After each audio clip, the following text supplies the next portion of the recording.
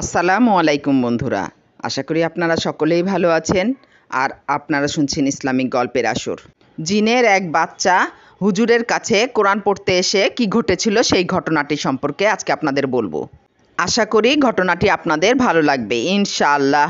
তাই ভিডিওটি না টেনে সম্পূর্ণ শোনার অনুরোধ রইল। একজন মাওলানা প্রতিদিন ছোট ছোট বাচ্চাদের কোরআন পড়া শিখাতেন এবং বাচ্চারা জোরে জোরে আওয়াজ করে কোরআন পড়তো। একদিন একটি বাচ্চা হুজুরের কাছে এসে গম্ভীর কণ্ঠে সালাম দিল। বাচ্চাটি বলল, আসসালামু আলাইকুম হুজুর। হুজুর অবাক হয়ে গেলেন। হুজুর সালামের জবাব দিলেন এবং বললেন, ওয়ালাইকুম আসসালাম। হুজুর বাচ্চাটির সালামের জবাব নিয়ে অবাক বিস্ময়ে বাচ্চাটির দিকে তাকিয়ে রইলেন। দেখলেন তার সামনে ৬-৭ বছরের একটি বাচ্চা দাঁড়িয়ে আছে, কিন্তু তার কণ্ঠ একেবারে বড়দের মতো। বিষয়টি হুজুরকে যথেষ্ট চিন্তায় ফেলে দিল। তাই হুজুর বাচ্চাটিকে জিজ্ঞাসা করলেন, তুমি কি একা এসেছ?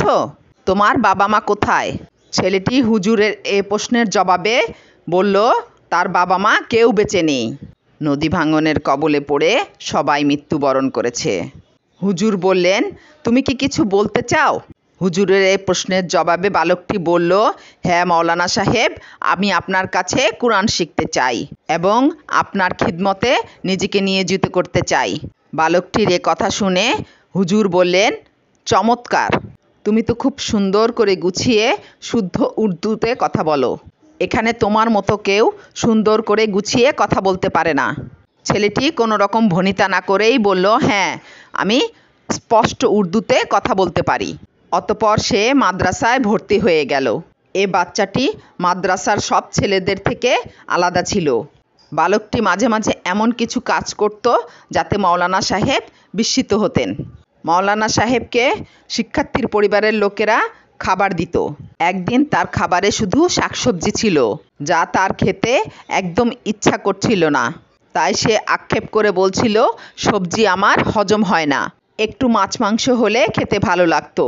হুজুরের এ কথা শুনে ছেলেটি বলল, মাওলানা সাহেব, আমি কি মাছ মাংস নিয়ে আসবো? বালকটির এ কথা শুনে মাওলানা সাহেব বললেন, তুমি এত রাতে খাবার কোথায় পাবে আর কার কাছ থেকেই বা আনবে? তোমাকে কোথাও যেতে হবে না। ছেলেটি কিছু না বলে উঠে চলে গেল। কিছুক্ষণ পরে সে থালা ভর্তি মাছ মাংস ও সুস্বাদু খাবার নিয়ে ফিরে এলো।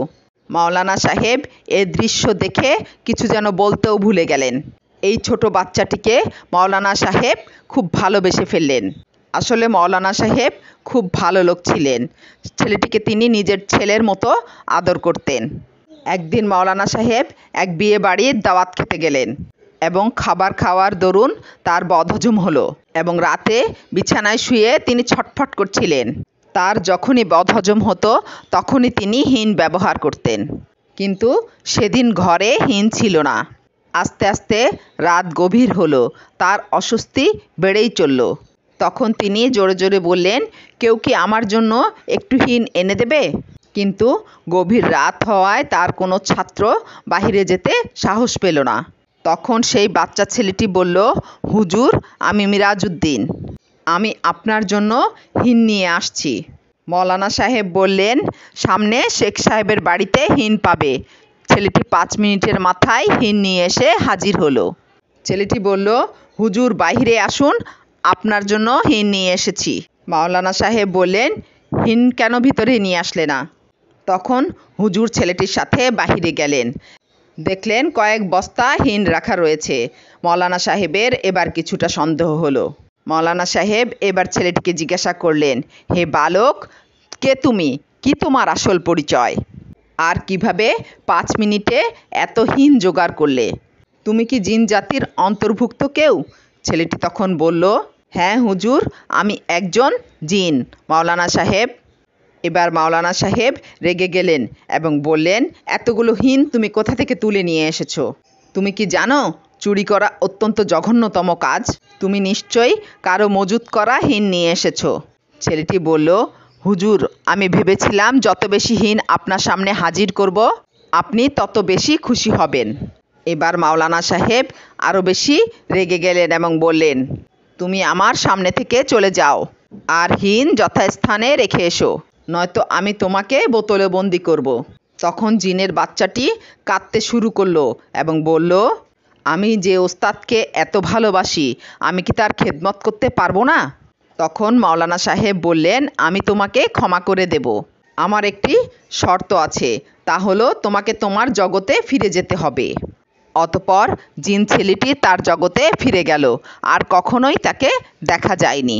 মাওলানা সাহেব ঝাড়ফুঁক করতে পারতেন, তিনি জিনে ধরা রোগীদেরকে সুস্থ করতে পারতেন।